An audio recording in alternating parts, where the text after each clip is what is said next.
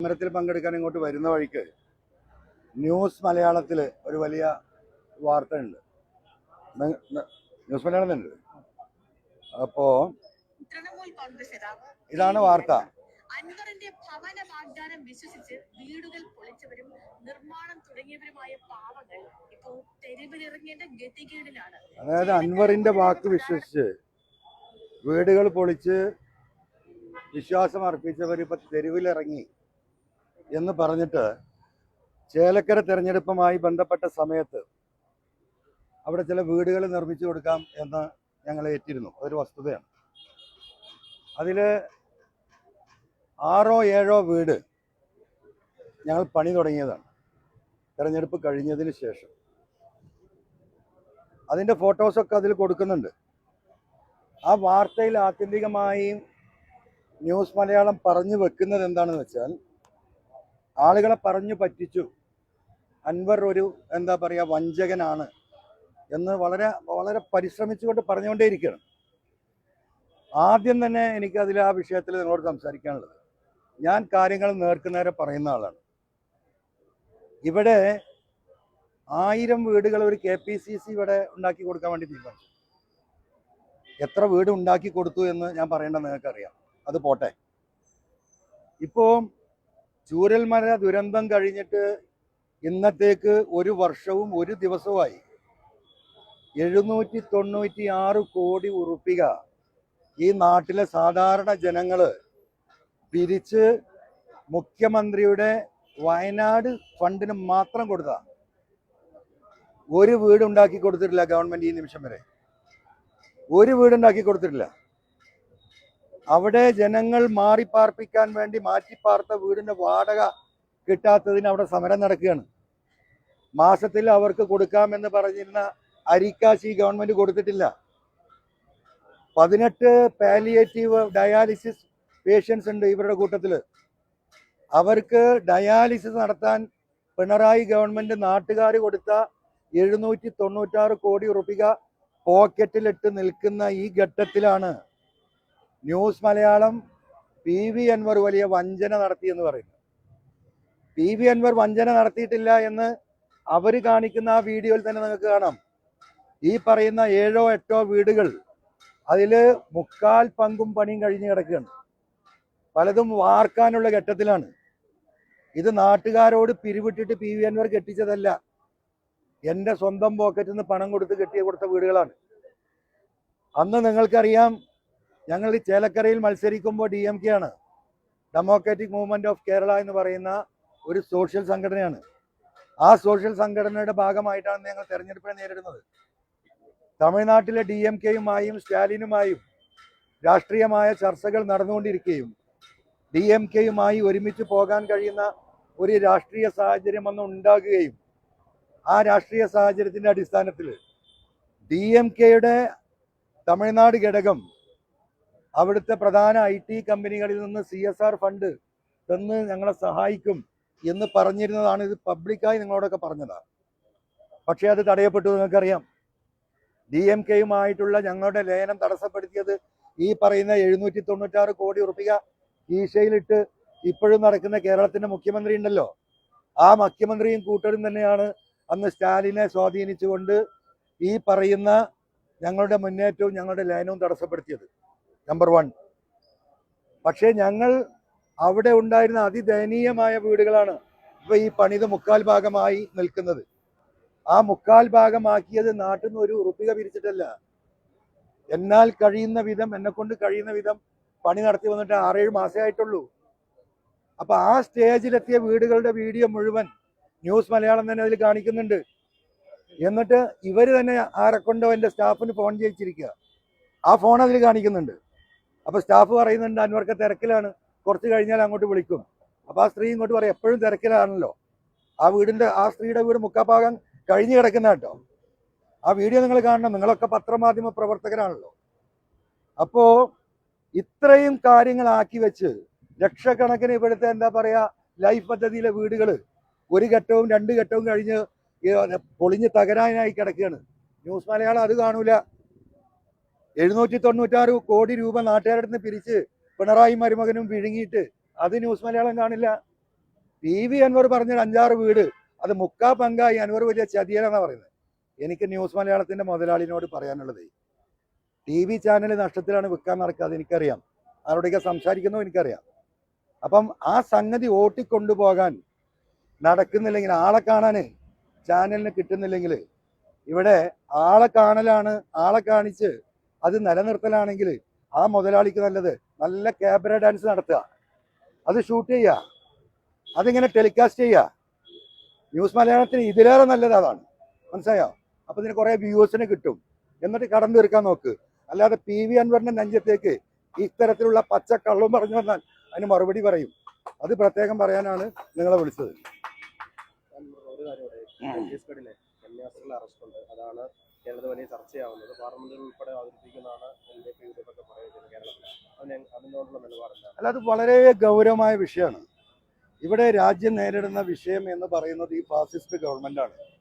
ഇത് ആവർത്തിച്ച് മണിപ്പൂരിലടക്കം ഇത് തെളിയിച്ചിട്ടുള്ളതാണ്.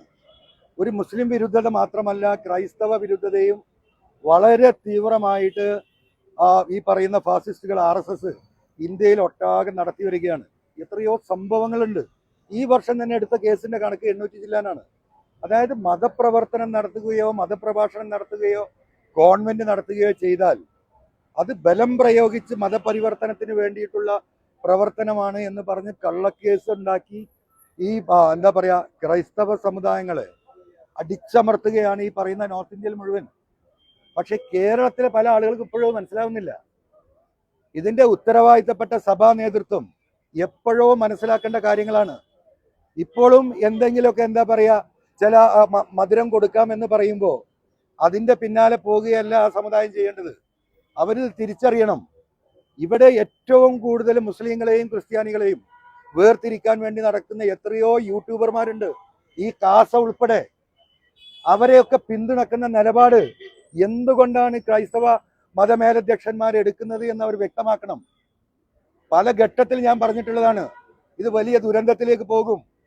ഇവിടുത്തെ മതേതര വിശ്വാസികളും മതവിശ്വാസികളും ഇവിടുത്തെ ന്യൂനപക്ഷങ്ങളും ഒരുമിച്ച് നിന്ന് എതിർക്കപ്പെടേണ്ട ഒരു വിഷയമാണ് ഈ പറയുന്ന RSS ഉയർത്തുന്ന ഈ ഭീകരവാദം.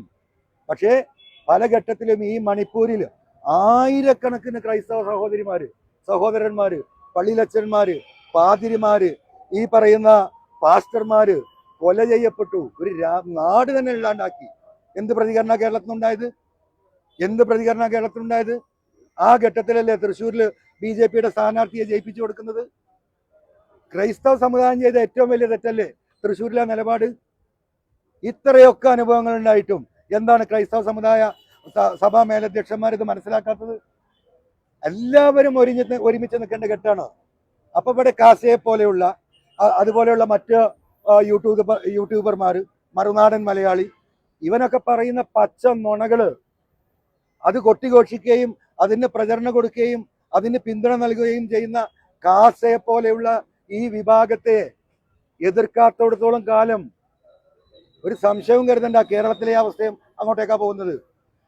അത് ഇവിടുത്തെ ക്രൈസ്തവ വിശ്വാസികളെങ്കിലും മനസ്സിലാക്കണം. മതമേലധ്യക്ഷന്മാരിൽ ആർക്കെങ്കിലും അവരുടെ എന്തെങ്കിലും താല്പര്യമുണ്ടെങ്കിൽ, അവർക്ക് വരെ എന്തെങ്കിലും പേടിക്കേണ്ട കാര്യങ്ങളുണ്ടെങ്കിൽ, ഒരു സമുദായത്തെ മൊത്തം ഒറ്റുകൊടുക്കുന്ന ആ നിലപാട് തിരുത്തണവര്. അത് തിരുത്തിയിട്ടില്ലെങ്കിൽ, കേരളത്തിൽ ഇനി തിരുത്തിയിട്ടില്ലെങ്കിൽ വലിയ അപകടത്തിലേക്ക് പോകും.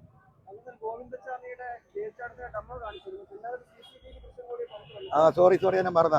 അപ്പൊ അതിലേ നിങ്ങൾക്ക് കാണിച്ചു തരാനാണ്. ഇന്നലെ അത് വളരെ വ്യക്തമായി പറഞ്ഞതാണ്. അത് കഴിഞ്ഞതിന് ശേഷം ഉച്ചയ്ക്ക് ശേഷം വാർത്തകൾ വന്നത് പല ചാനലുകളിലും കണ്ടു. ഗോവിന്ദചാമി ജയിൽ ചാടുന്ന CCTV ദൃശ്യങ്ങൾ എന്ന് പറഞ്ഞ് കുറെ എന്താ പറയാ വീഡിയോസ് കണ്ടു. അതില് ഒരു ഇടവഴിക്കിടയിൽ ഒരു ഇരുട്ടിനകത്ത് ഒരു കറുത്ത മനുഷ്യനെ പോലെയുള്ള ഒരു ജീവി അങ്ങോട്ടും ഇങ്ങോട്ടും ഇങ്ങനെ പോകുന്ന ഒരു വീഡിയോ കാണിക്കുന്നുണ്ട് അല്ലേ? ആരാണ് ഈ വീഡിയോ കൊടുത്തത്? ഏത് ജയിലധികാരികളാണ്? അത് ഗോവിന്ദചാമിയാണ് എന്നുള്ളത് നമുക്ക് ആർക്കെങ്കിലും വിശ്വസിക്കാൻ കഴിയുമോ? അത് കഴിഞ്ഞിട്ട് പിന്നെ എന്താ കാണിക്കുന്നത്? വേറെ ഒരു നിഴല് ജയിലിന്റെ ഉള്ളിൽ കൂടെ പോകുന്ന പോലെയുള്ള ഒരു വീഡിയോ. അത് കഴിഞ്ഞ് അതിന്റെ നേരെ പിന്നാലെ കാണിക്കുന്നത് നമ്മളെല്ലാം കണ്ട ഗോവിന്ദചാമി കൈ തലയിൽ വെച്ച് പോകുന്ന വീഡിയോ. എന്നിട്ട് നിർത്താതെ മാധ്യമങ്ങൾ പറയണം ഇതാ CCTV. ഒരിക്കലും അത് ഗോവിന്ദചാമി അല്ല. പത്രമാധ്യമങ്ങൾ കുറച്ച് ഈ വിഷയത്തിൽ അലർട്ടാവണം. അതിൽ കൊടുത്ത ഫോട്ടോ ആണിത്. ഇത് കണ്ടോ നിങ്ങൾ? നൂല് കെട്ടി എന്ന് പറഞ്ഞത് ഇത് ഏതൊരു പശുത്തൊഴുത്താ, ഇതൊരു പശുത്തൊഴുത്താ. ഇതാണ് ഗോവിന്ദചാമി മുറിച്ചു പറഞ്ഞ് കാണിച്ചത്. നിങ്ങൾ ആ കള്ളികൾ തമ്മിലുള്ള വ്യത്യാസം നോക്കൂ. ഇതിനുള്ളിൽ കൂടെ ഒരു മനുഷ്യന്, അതിന് അകത്തുകൂടെ ഒരു പോത്ത് കടന്നു വരും. ഇങ്ങനെ ഒരു ജയിലുണ്ടാവുമോ? അതിൽ കെട്ടിയ നൂല് നോക്കുങ്ങൾ. നൂല് കെട്ടി മറിച്ചതിനാണ് ആ നൂല് കെട്ടിയത്. ഇത് നൂലാണോ? ഇത് ഗോവിന്ദചാമി വല്ല സ്വാമിയായിട്ട് അവിടെ വല്ല പൂജയും നടത്തിയോ സംശയിക്കും, ഈ നൂലൊക്കെ പാടെ അവിടെ വരണമെങ്കിൽ. അല്ല, നിങ്ങൾ ആലോചിച്ച് നോക്കൂ. ഇന്നലെ ഗോവിന്ദചാമി ജയിലിൽ നിന്ന്, സെല്ലിൽ നിന്ന് ചാടിയ ഫോട്ടോ ആയിട്ട് ഇവിടുത്തെ മാധ്യമങ്ങളിലേക്ക്, അവിടുന്ന് ജയിലിൽ നിന്ന് ആരോ, അല്ലെങ്കിൽ ജയിലിൽ നിന്നാണ് എന്ന് പറഞ്ഞുകൊണ്ട് മാധ്യമങ്ങളെ പറ്റിച്ച ഫോട്ടോ ആണിത്. ഇതിന്റെ എല്ലാ റാഡുകളും മുറിക്കുന്ന അതിന്റെ കൃത്യമായ വീഡിയോ ഇന്നലെ കാണിച്ച, അതിനെ കൗണ്ടർ ചെയ്യണം പിണറായിക്ക്. അതിനുണ്ടാക്കിയ ഒരു ചതിക്കുഴി. അതിൽ മാധ്യമങ്ങൾ ദയവായി ഈ കാര്യങ്ങളൊന്ന് ശ്രദ്ധിക്കണം. അങ്ങനെ പറഞ്ഞു കഴിഞ്ഞാൽ ഇതിൽ 6 സ്ഥലത്ത് മുറിച്ചിട്ടുണ്ട്. ആക്സോ ബ്ലേഡ് എന്ന് പറഞ്ഞാൽ 6 സ്ഥലത്ത് കൃത്യമായി മുറിച്ചിട്ടുണ്ട്. ആക്സോ ബ്ലേഡ് കൊണ്ട് അങ്ങനെ 6 സ്ഥലത്ത് മുറിക്കാൻ കഴിയുമോ? ഒരിക്കലും കഴിയില്ലല്ലോ. അതാ ഞാൻ ഇന്നലെ പറഞ്ഞത്. ഞാൻ ഇന്നലെ പത്രസമ്മേളനം നടത്തിയ ഡെമോ കാണിക്കുമ്പോൾ ഞാൻ നിങ്ങളോട് പറഞ്ഞൊരു വാക്കുണ്ടായിരുന്നു.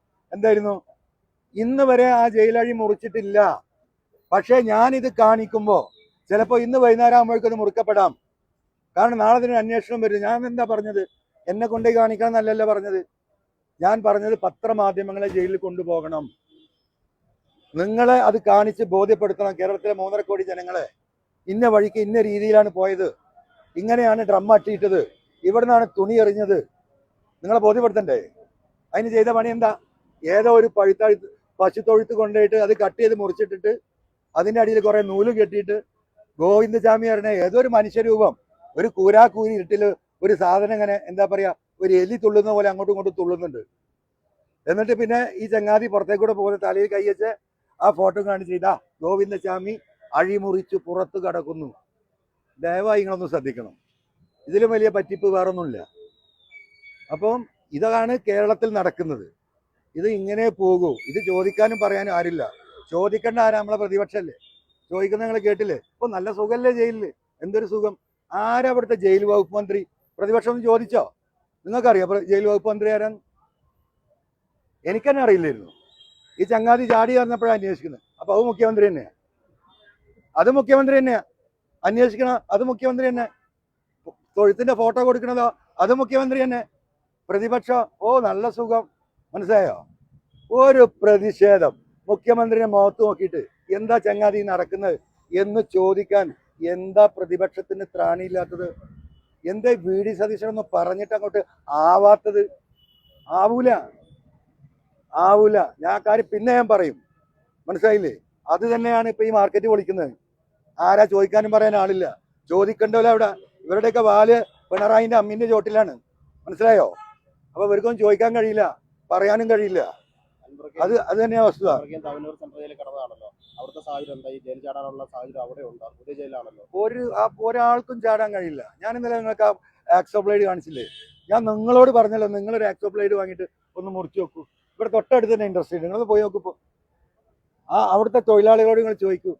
ആകെ 1 മില്ലിമീറ്റർ ആണ് ഇതിന്റെ എന്താ പറയാ ടീത്ത് ഉണ്ടാവുക. അത് അരമണിക്കൂർ ഇങ്ങനെ ആക്കിയാൽ ആ സാധനം പോയി. പിന്നെ അതൊരു ഫ്ലാറ്റ് കമ്പി കഷ്ണം, ഒരു തകിട് മാത്രമാണ്. അങ്ങനത്തെ ഒരു സാധനം വെച്ചിട്ട് ഈ സാധനം മുറിക്കുക എന്ന് പറഞ്ഞാൽ ലോകത്ത് സംവിധാനം 1000 ആക്സോ ബ്ലേഡ് ഉണ്ടെങ്കിലും മുറിക്കാൻ കഴിയില്ല. അത് മുറിക്കാൻ കഴിയില്ല. ഇത് വസ്തുതയല്ലേ? പച്ചക്കള്ളം. എന്നിട്ട് അത് ബോധ്യപ്പെട്ട് നടക്കുക ഇവിടുത്തെ പ്രതിപക്ഷം. അപ്പൊ ഇതാണ് സ്ഥിതി. കേരളം എന്ന് പറയുന്നത് ഒരു വെള്ളരിക്ക പട്ടണമായി മാറി. എന്ത് തോന്നിവാസവും എന്ത് തമ്മാടിത്തവും പിണറായി വിചാരിക്കുന്നത് എന്നിവിടെ നടക്കും. ചോദിക്കാനും പറയാനും ഒരാളില്ല. ചോദിക്കാൻ ശേഷിയില്ല, ഒറ്റ ഒരുത്തനും ഇല്ല. ചോദിച്ചാൽ അവൻ വിവരം അറിയും. അത് തന്നെ. ആ വിവരം എന്താന്നുള്ളത് പിന്നീട് പറയും. ഈ ഇപ്പം വലിയ വിവാദം വയ്ക്കുന്ന ഈ VS-നെതിരെ ക്യാപിറ്റൽ പണിഷ്മെന്റ് പരാമർശമാണ് CPM നേതാക്കൾ തന്നെയാണ് ഇപ്പം പറഞ്ഞുകൊണ്ടിരിക്കുന്നത്. അപ്പൊ അങ്ങനെ പരാമർശമുണ്ട്. താങ്കളുടെ അറിവിൽ അങ്ങനെ ഏതെങ്കിലും തരത്തിൽ പരാമർശം ഉള്ളതായിട്ട് അറിയാം? അല്ല, ഞാൻ ആ തെരഞ്ഞെടുപ്പിൽ, നിലമ്പൂർ തെരഞ്ഞെടുപ്പിൽ വളരെ കൃത്യമായി പറഞ്ഞതാണ്.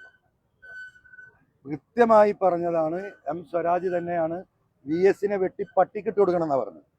VS-നെ വെട്ടി പട്ടിക്കിട്ട് കൊടുക്കണം. ഞാൻ അന്ന് പറഞ്ഞാണല്ലോ. അതിലെന്താ സംശയം? അതുതന്നെയാണ് ക്യാപിറ്റൽ പണിഷ്മെന്റ് എന്ന് പറയുന്നത്. അത് M സ്വരാജ് പറഞ്ഞത് തന്നെയാണ്. അതിനെക്കുറിച്ച് നിങ്ങളുടെ ഏതൊരു ചാനലിൽ അതിനുശേഷം അദ്ദേഹത്തോട് ചോദിക്കുമ്പോൾ പറയുന്നുണ്ട് അത് ഞാൻ ആ അർത്ഥത്തിൽ പറഞ്ഞാൽ എന്തോ പറഞ്ഞില്ല. അതിനുശേഷം ഒരു 3-4 ദിവസം കണ്ട ഇന്റർവ്യൂലുണ്ട്. അതിലൊരു തർക്കമില്ല. VS-നെ ഈ ഗതിയിലാക്കിയത് പിണറായിയും കൂട്ടരാണെന്ന് ആർക്കറിയാത്തത്.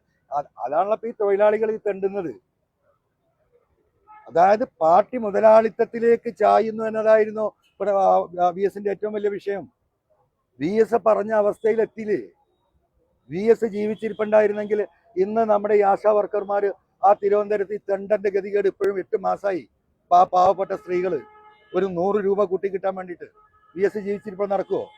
ജീവിച്ചിരിക്കുന്ന VS പുറത്തിറങ്ങാൻ കഴിയുമെങ്കിൽ ഈ മാർക്കറ്റ് പൊളിക്കുവോ? അതിന്റെ ധൈര്യം ഉണ്ടാവുമോ പിണറായിക്ക്? അപ്പൊ VS അന്ന് പറഞ്ഞത് അതാണ്. ഇത് മുഴുവൻ മുതലാളിമാരുടെ ആലയിൽ കൊണ്ട് പോയി ചാരുകയാണ് പാർട്ടിക്ക് നയവ്യതിയാനം വന്നിരിക്കുന്നു, അത് തിരുത്തണം എന്നാ VS പറഞ്ഞത്. അത് തന്നെ ഇപ്പൊ നടക്കുന്നത്. വളരെ സുഖമായി, ചോദിക്കാനും പറയാനും ആളില്ല. ഈ ജാതി പ്രതിപക്ഷവും ചായ വണ്ടിപ്പരിപ്പും കുടിച്ചിട്ട് കാര്യം പറഞ്ഞിട്ട് മുഖ്യമന്ത്രിക്ക് സലാം അടിച്ചു പോകുന്ന പ്രതിപക്ഷ നേതാക്കന്മാരുണ്ടാകുമോ? എന്താ ചെയ്തുകൂടാത്തത്?